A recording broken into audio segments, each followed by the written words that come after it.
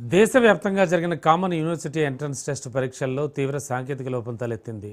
Server లోటుపాట్లు ఉండడంతో పలు కేంద్రాల్లో రెండో షిఫ్ట్ పరీక్ష గంట ఆలస్యంగా ప్రారంభమైంది.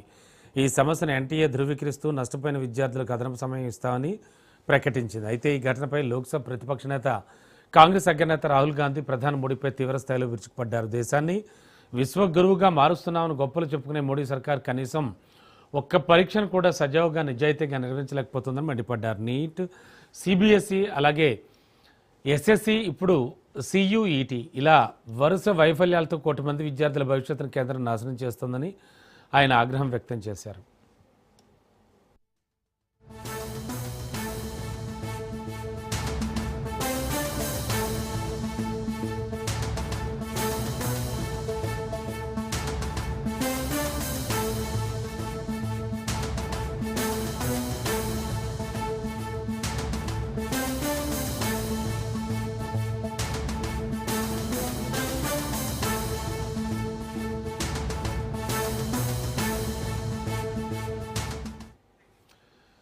దేశ రాజధాని ఢిల్లీలో భారీ ఉగ్ర కుట్రను పోలీసులు భగ్నం చేశారు. పాకిస్తాన్